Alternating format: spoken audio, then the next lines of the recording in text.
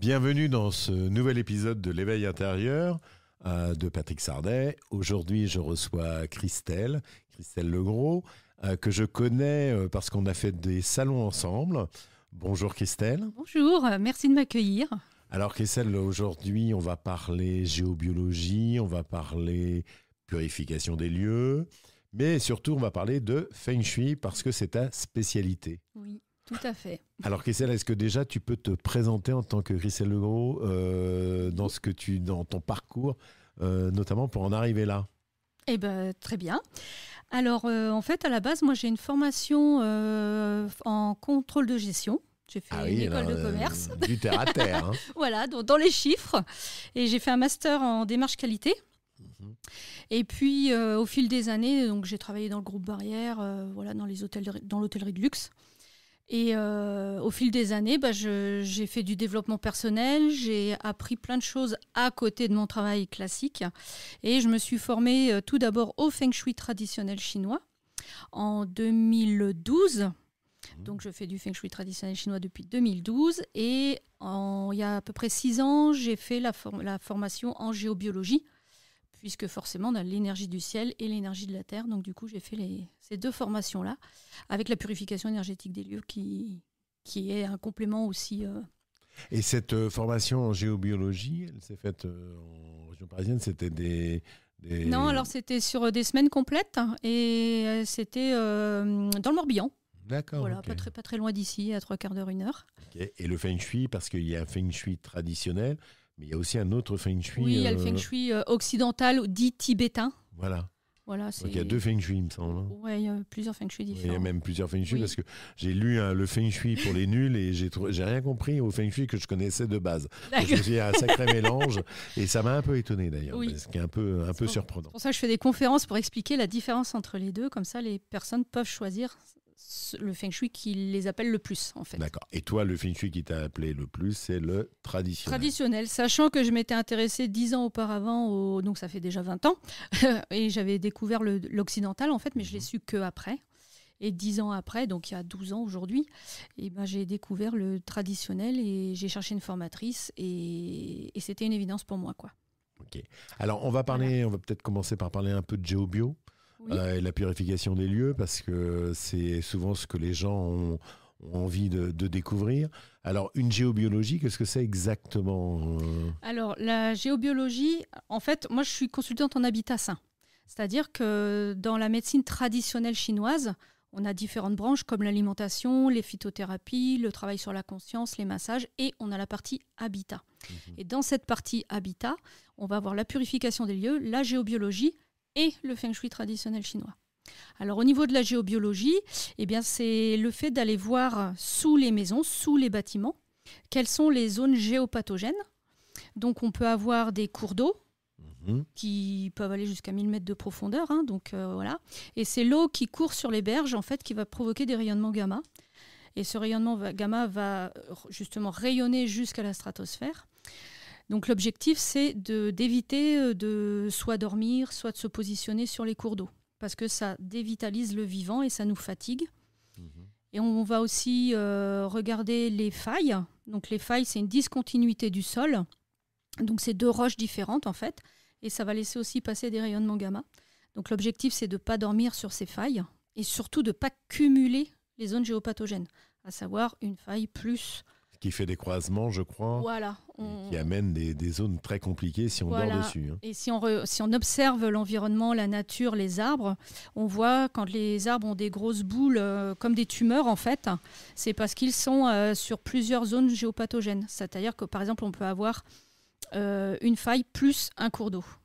Donc ça crée un circuit un peu difficile ou plus compliqué. Une perturbation au niveau des cellules de l'arbre. Donc ça fait la même chose sur le vivant en général. Donc c'est pour ça qu'on essaye de ne pas se mettre sur ces zones géopathogènes.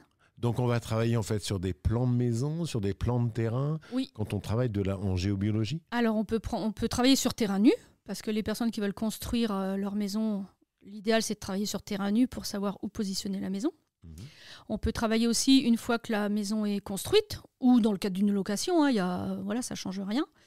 Et donc je vais prendre les plans en fait et je fais toute la radiesthésie à la maison en amont, avec ce qu'on appelle un lobe. C'est un morceau de laiton en forme de poisson et c'est comme les baguettes de radiesthésie en fait. Oui, ça se tient un peu avec les deux doigts. Oui, sauf qu'il en existe des tout petits que moi je tiens avec une seule main. Ah, je connaissais pas. Voilà.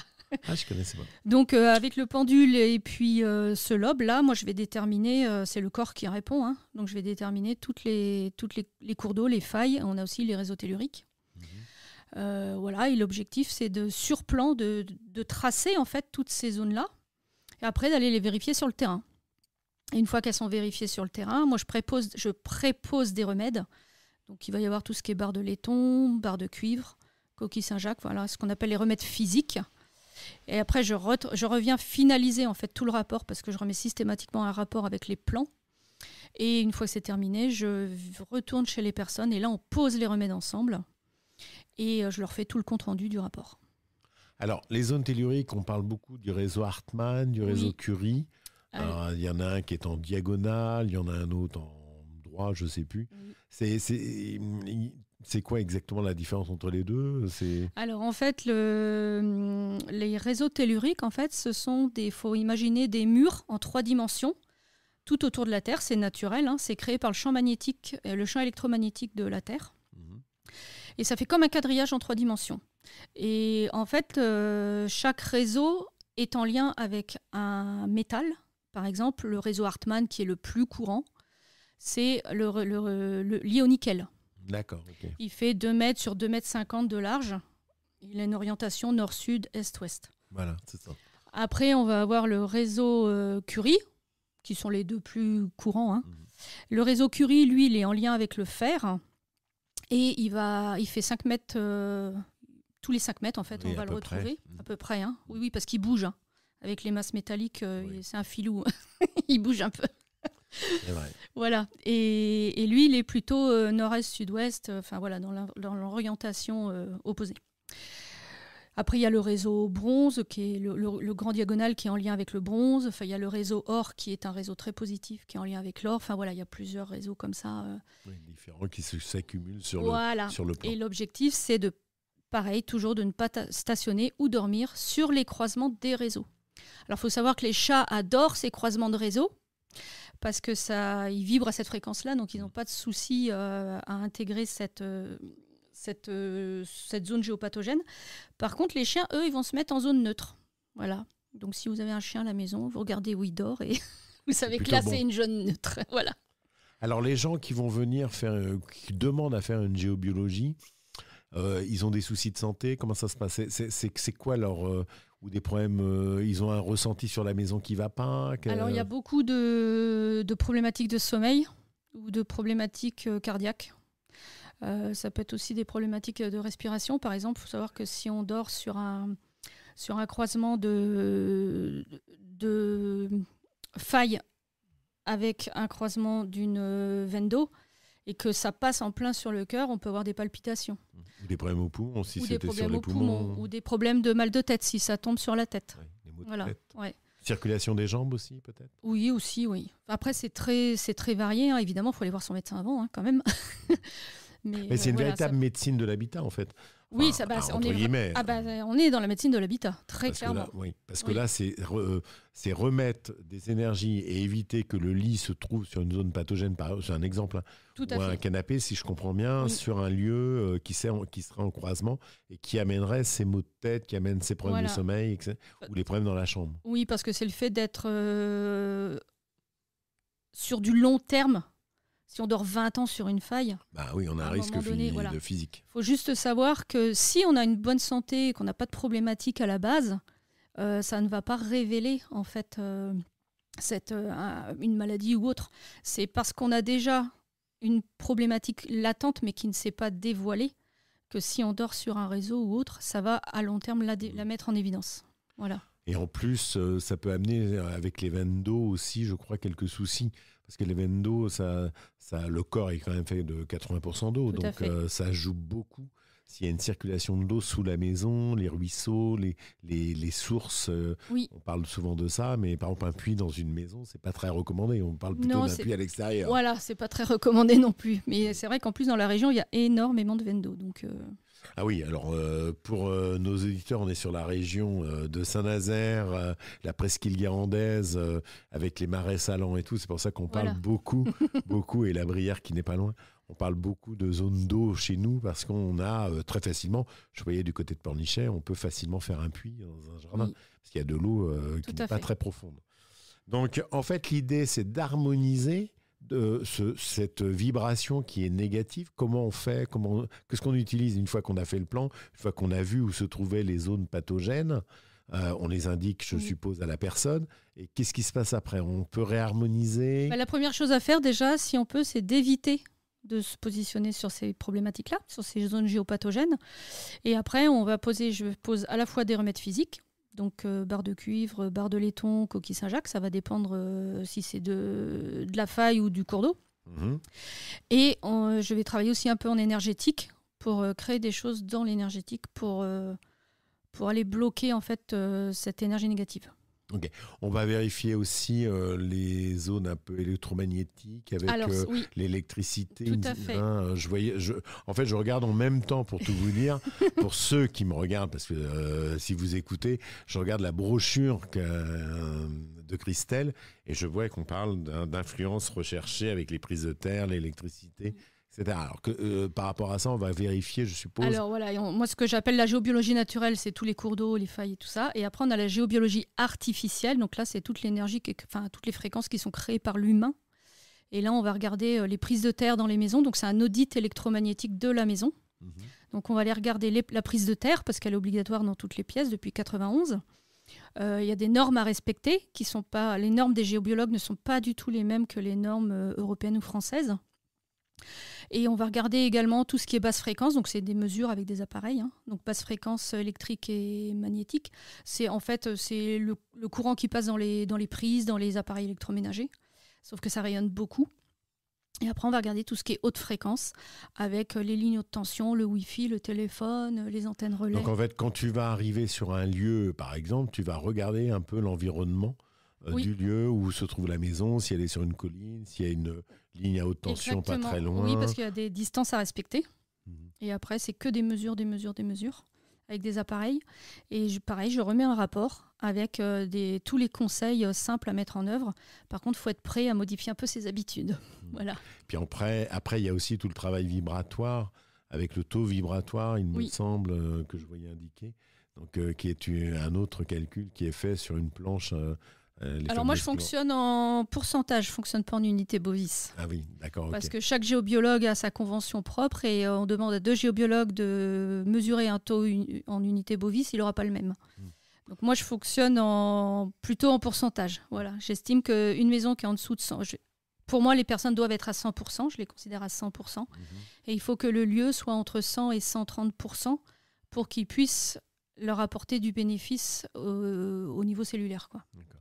En échelle de Bovie, sur la planche classique qui a été utilisée par Hartmann et tout, qui est encore utilisée d'ailleurs. On va de 0 à 12-15 000 oui. Et on dit que quelqu'un qui est à peu près en bonne santé, entre 6 et 8 000, excellente. Par exemple, on dit que la cathédrale de Chartres, elle est à 12 000 en vibration parce qu'elle est presque 15 000. C'est vraiment les taux vibratoires très élevés des lieux saints. C'est tous les lieux spirituels. Voilà. Tout à fait. Et puis 0, on dit souvent que la personne, elle est plus en vie. En dessous de 6500, c'est compliqué. Là, il faut commencer à faire quelque chose vraiment. Un petit peu. Voilà. Et il faut savoir qu'en Suisse, la géobiologie est remboursée par les mutuelles. Certaines mutuelles. Certaines mutuelles. Voilà. Donc, comme quoi. Ils ont bien conscience que ça a un impact et ils préfèrent faire de la prévention. Voilà. Alors, tu as la géobiologie donc naturelle et artificielle dont on vient de parler. Tu as un deuxième sujet qui est les purifications énergétiques. Donc là, ça consiste en quoi exactement? Alors, la purification énergétique, ça consiste simplement à faire une mise à zéro de l'énergie du lieu. Par exemple, s'il y a eu une séparation vécue dans un lieu, s'il y a eu un décès, quelqu'un qui a été malade, tout ça, ça va s'imprimer dans les murs. C'est invisible, évidemment. Mais il y a des personnes qui ressentent énormément tout ça, en fait, et ils arrivent dans un lieu, ils se disent « je me sens mal ici, j'ai pas envie d'acheter » ou voilà. Et donc, l'objectif, c'est d'aller faire une remise à zéro de tout ce qui a été vécu dans le lieu. Donc là, c'est vraiment une purification sur les objets. Oui, mémoire du terrain, mémoire des murs, mémoire des objets. Oui. Qui ont pu, au fil du temps, qui ont pu apparaître. On regardera un peu, là on va bientôt aller sur le feng shui, on se rapproche un peu du feng shui quelque part, parce que sur les objets, on parle d'objets, avec le feng shui, on parle de choses comme ça. Oui. Donc il y a des influences aussi provenant des fois de personnes, c'est possible. Oui, tout à fait. Une personne qui pense à nous, que ce soit en positif ou en négatif, ça a forcément un impact, en fait. Donc voilà, l'objectif c'est d'aller se préserver un petit peu de ça aussi, quoi. Donc on va éviter les gens un peu négatifs, si je comprends bien. Dans sa vie, ouais, c'est pas mal. Ouais, essayer de partir avec des gens plutôt positifs. Voilà, aller vers des gens motivés, simples, authentiques. Voilà, qui nous éviteront du stress, de la fatigue. Exactement. Ça, on connaît bien dans l'émotionnel. Et qui peuvent des fois nous agacer aussi, parce que c'est un autre sujet, mais c'est vrai que toutes ces personnes qui peuvent, dans votre vie, vous influencer négativement, il vaut mieux les éviter. Ça améliorera beaucoup votre santé et le sommeil. Tout à fait. Souvent, Oui, et psychologique aussi. Oui. Et donc, cette purification des lieux va amener quand même aussi, psychologiquement, je trouve, si tu es d'accord avec moi, un côté plus positif. Les gens, quand ils ont eu une purification d'un lieu où ils sont depuis longtemps, où ils ont vécu des événements difficiles, ça peut être un décès, ça peut être un deuil, ça peut être un divorce, ça fait du bien pour eux de sentir comme une purification du lieu, comme un nettoyage. Oui, et même une sérénité. J'ai même des personnes qui disent qu'ils se sentent plus en sécurité. Voilà, donc après, ça va dépendre de chacun. Hein. Oui, il y a un apaisement. Mais il y a un apaisement du lieu, en fait. Vraiment un apaisement du lieu. Et donc, ça va augmenter le taux vibratoire. Tout à fait, oui, donc, systématiquement. Donc ça, tu travailles aussi là-dessus. Oui. En plus de la géobiologie, tu fais cette purification un peu qui nettoie le lieu, mais qui nettoie aussi un peu la personne. Parce que forcément, naturellement, comme le lieu va augmenter son taux vibratoire, ça va forcément avoir un impact sur la personne. Okay. Alors, on va parler maintenant, alors ça c'est un travail, on va dire, de base qui est assez européen, la géobiologie, la purification des lieux, et là on va aller du côté chinois sur le Feng Shui. Le Feng Shui. Alors, Feng Shui dont tu es formé depuis de nombreuses années. Depuis 12 ans. Voilà, tu es assez connu, tu fais des formations au Feng Shui. Dans la région, comme je fais des salons avec toi, je sais que tu es assez réputé pour ça. Donc, je voulais avoir déjà que tu nous parles un petit peu de ton Feng Shui, le Feng Shui traditionnel. Je sais que tu aimes les chiffres, mais tu en es arrivé à ça alors que tu avais 2 choix possibles.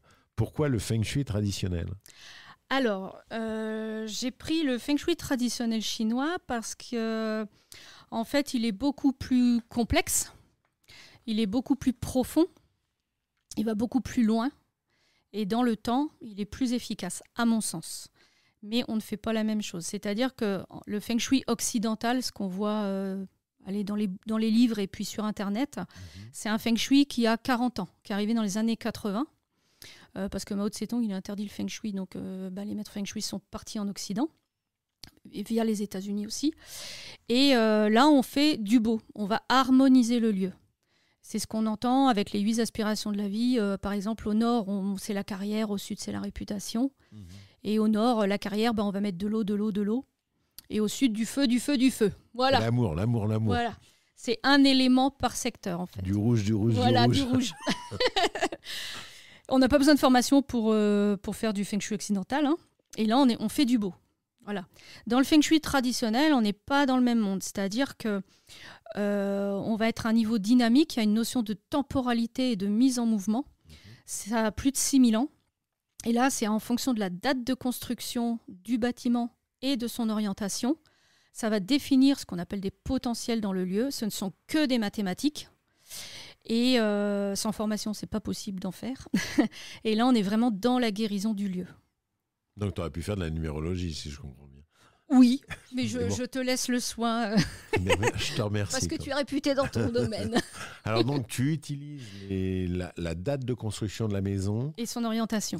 Alors, quand on n'a que l'année, par exemple, dans mon cas, moi, je ne connais pas la date de construction de ma maison. C'est une maison que j'ai achetée, qui a été achetée, revendue.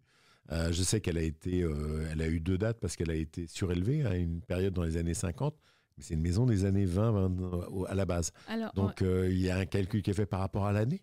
Alors, ce qui est important de savoir, c'est si la maison... Alors, c'est par rapport à l'année, enfin, surtout par rapport à l'année. Mais après, il faut faire attention, si on est aux alentours de février-mars, on peut basculer d'une année à une autre, puisqu'il y a le Nouvel An chinois. D'accord. Donc on essaie au moins d'avoir le mois, mais après on peut se renseigner en mairie, l'urbanisme, les voisins, enfin on arrive toujours à trouver. Hein. D'accord. Et donc l'objectif c'est de récupérer ces données-là et ça, on va calculer en fait en fonction de ça des chiffres. Hein. Clairement, on va avoir jusqu'à 4 éléments dans chaque secteur, alors que sur l'occidental, on n'en a qu'un, feu, terre, métal, eau et bois. Oui. Et en fait... Je vois que tu as des belles... Alors, nos auditeurs ne le voient pas, mais il y a des belles planches avec des numéros, donc bien installés au sujet d'une maison, etc., voilà. avec tout un calcul. Ouais. Par contre, ce qu'il faut savoir, c'est que si le toit a été refait de la maison, à 50% et plus, c'est cette date-là qu'on va prendre. D'accord. Parce qu'il faut savoir que l'énergie descend dans le centre de la maison par le toit et va se diffuser après dans les différents secteurs, donc dans les différentes pièces. Donc si on fait une rénovation de toit, c'est important de prendre cette date-là puisque les calculs ne sont plus les mêmes. Ok. Voilà. Très bien. Et si on ne fait que la fêtière du toit, parce que je l'ai refait il n'y a pas longtemps. Non, c'est 50% du toit ou plus. C'est pour ça, je pose la question. À partir de 50%. Donc, on va rechercher quoi? On va rechercher des influences positives. Comment ça se passe? Alors, en fait, ces chiffres qu'on va calculer vont nous donner des indications. On va avoir un chiffre qui est en lien avec l'énergie yin, qui est la stabilité. On s'assoit, on dort, on mange, on regarde la télé. Et un autre chiffre va nous donner une information sur l'énergie yang, donc la circulation.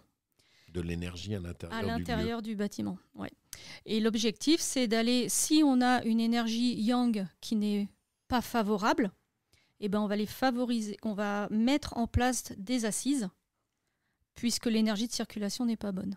Et ces assises, c'est quoi exactement? Ça peut être les canapés, le lit, la chaise, tout où on se positionne, là où on s'assoit et où on dort. Voilà, là où on ne bouge pas. Et l'objectif, c'est d'abord de structurer les espaces en fonction, justement, de ces deux chiffres qu'on va trouver dans chaque secteur. Et seulement après, on va regarder l'énergie qui circule entre les portes et les fenêtres. En feng shui occidental, on ne regarde que ça, que la porte et la fenêtre. Alors qu'en traditionnel, c'est d'abord la structuration de l'espace par ces chiffres-là. D'accord. Est-ce que là, il faut s'asseoir? Est-ce que là, il faut circuler? Évidemment, après, on va aussi regarder l'énergie qui circule entre la porte et les fenêtres. Voilà. Et ce qui est très important en feng shui traditionnel chinois, c'est que le centre de la maison soit totalement libéré du sol au plafond. Il ne faut même pas qu'il y ait une petite table, donc qui se détermine par des techniques sur plan, évidemment. Donc voilà, c'est pour ça que c'est très complexe, mais c'est passionnant. C'est passionnant parce qu'en même temps que tu parles, moi j'imagine ma maison. Mais oui, bien sûr. Je vois la petite table qui est au centre de la maison. Il y a quelques livres dessus, mais tout de suite, et le cadre qui est au-dessus. Donc en fait, tout de suite, tu te mets à penser à exactement ta maison, comment elle est faite, etc. Et donc c'est intéressant parce que dans cette discussion qu'on a aujourd'hui, on est tout de suite dans l'imaginaire de son propre lieu de vie. Tout à fait, oui. En plus, le centre de la maison, c'est vraiment le centre de gravité de la maison, donc ça tient sur une tête d'épingle. Hein. Et il ne faut pas qu'il soit dans un placard, il ne faut pas qu'il soit dans un mur, parce que sinon l'énergie ne peut pas se diffuser. Bien sûr. Alors ça va amener, tu vas faire un travail sur la maison, là tu travailles sur plan, là aussi. Ça se passe? Oui, alors sur plan à l'échelle évidemment, parce que si je positionne une table à tel endroit, c'est pas ailleurs. Et je remets systématiquement pareil un rapport où tout est précisé, toute la structuration de l'espace, et après la structuration de l'espace, c'est ce potentiel-là qu'on va mettre en valeur par la matière, la forme et la couleur. Donc dans le rapport, je parle d'abord de structuration et après je dis, là vous pouvez mettre tel type de matière, tel type de forme, tel type de couleur. Et c'est d'abord la matière parce que la matière a plus d'importance que la couleur par exemple. Ouais, voilà. Et la matière par exemple, ça peut être du tissu, ça peut être du cuir, oui, ça peut être du bois, oui. Du fer, du métal. Tout à fait, oui. On peut avoir de la matière dans les 5 éléments, feu, terre, métal, eau et bois. Comme on peut avoir des formes dans les 5 éléments. Et comme on peut avoir de la couleur dans les 5 éléments. Ça, je donne aux personnes. Voilà, quand je remets le rapport, je leur explique tout le rapport, tout est écrit, il n'y a plus qu'à lire. D'accord. Et je fais un suivi sur 6 mois après. Voilà, parce que c'est quand même pas simple à mettre en œuvre. Donc, on peut avoir envie de faire un travail de feng shui dans sa maison, par toi par exemple, parce qu'on veut vendre, parce qu'on veut être mieux. Oui. Quelles sont les raisons qui amènent les gens à faire un travail de feng shui parce qu'ils ont des soucis de couple Eh ben, je vais vous donner 2 exemples concrets.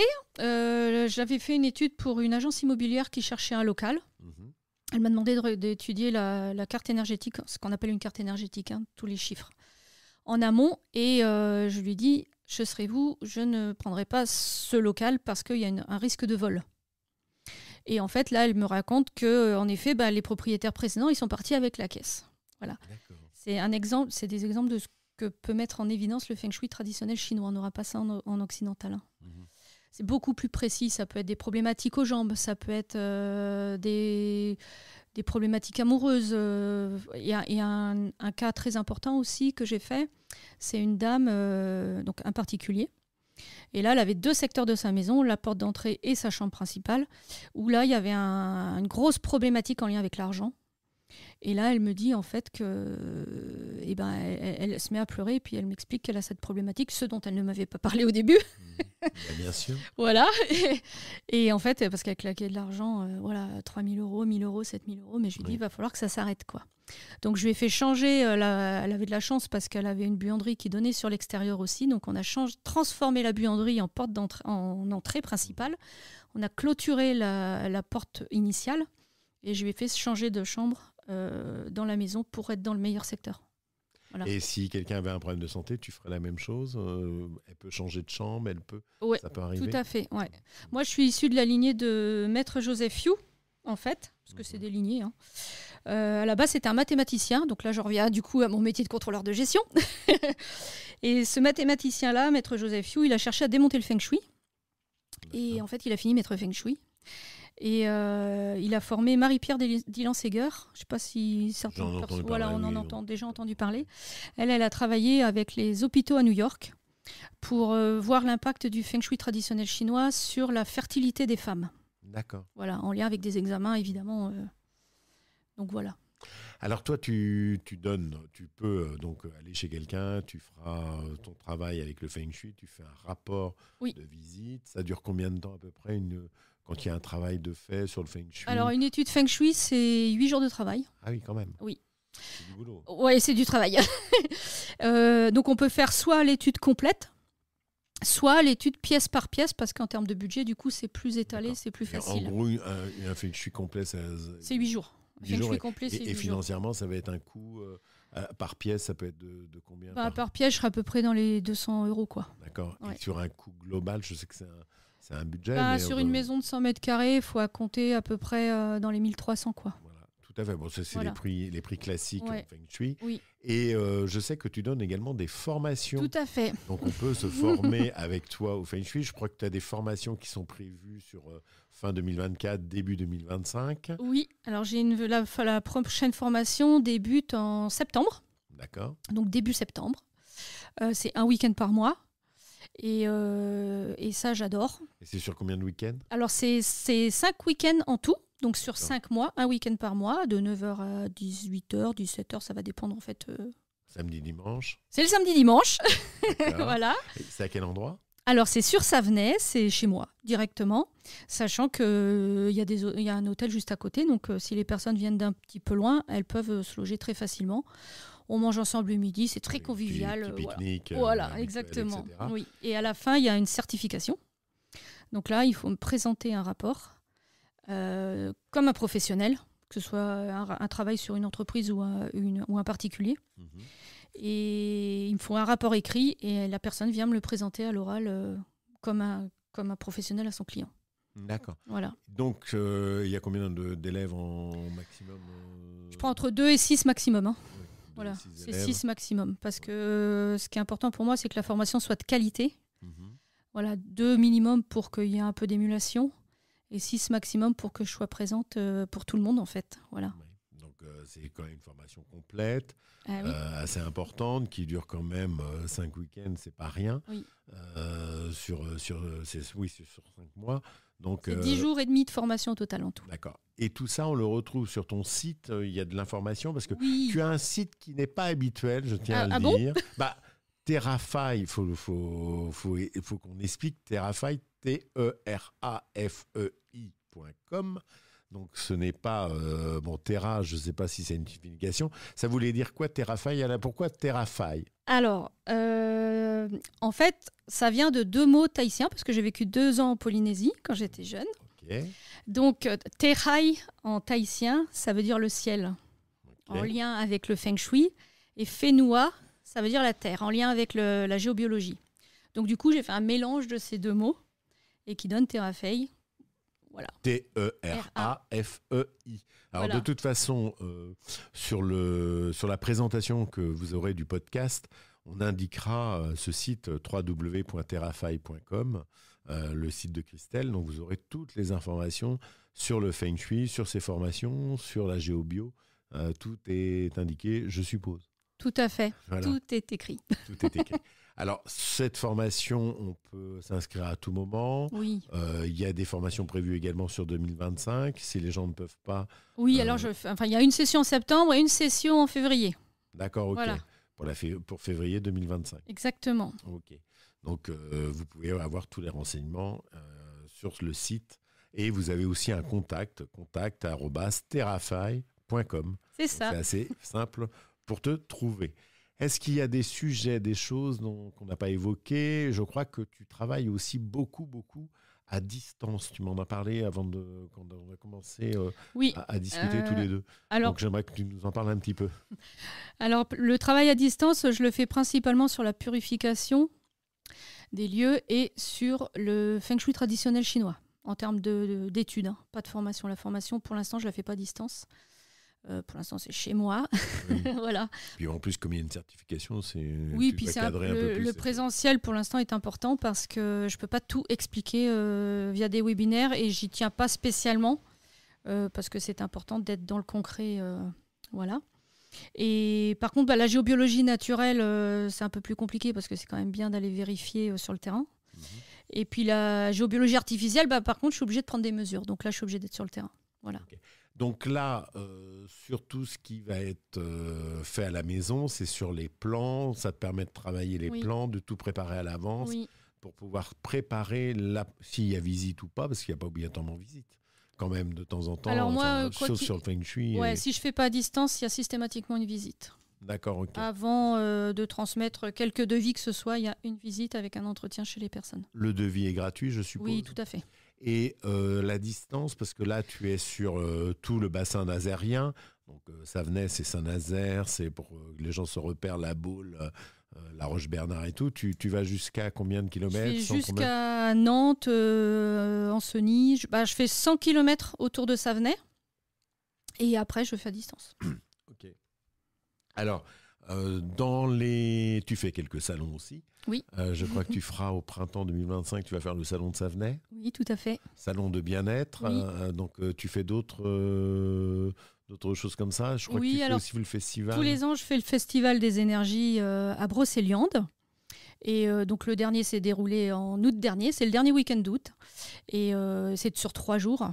Et c'est quoi ce festival? Parce que je ne connais pas du tout. Alors, il y a une partie où alors, c'est des stands. Hein. C'est la même chose qu'un salon, mais dehors. D'accord. Donc, il y a une partie où les gens font des soins. Donc, moi, je suis dans cette partie-là. Donc, tous les soins sont gratuits une fois qu'on a payé l'entrée. Et il y a une autre partie où il y a des stands où là, ils vendent des vêtements, des tambours. Enfin, il y a plein de choses. Et après, plus loin, il y a encore une partie où là, il y a des ateliers. Donc, tous les ateliers sont gratuits. Donc, sur 3 jours. Et le soir, il y a un concert. Voilà, il y a une retraite au tambour. Enfin, voilà, c'est très, très sympa. Ah oui, ça doit être assez surprenant. Et ça a lieu une fois par an. C'est lieu une fois par an, le dernier week-end d'août. Et donc, ça s'appelle le festival de Brocéliande. Le festival des énergies à Brocéliande. Ouais, étonnant. Bon, chose à découvrir. À Pimpon. D'accord, une bonne chose à découvrir. Est-ce qu'il y a des sujets, des choses dont on n'a pas parlé concernant ton travail, Christelle?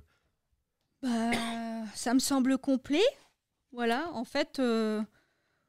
Moi, je suis convaincue que l'homme a besoin d'évoluer dans un environnement qui soit sain et ressourçant pour lui-même et pour le vivant en général. Hein.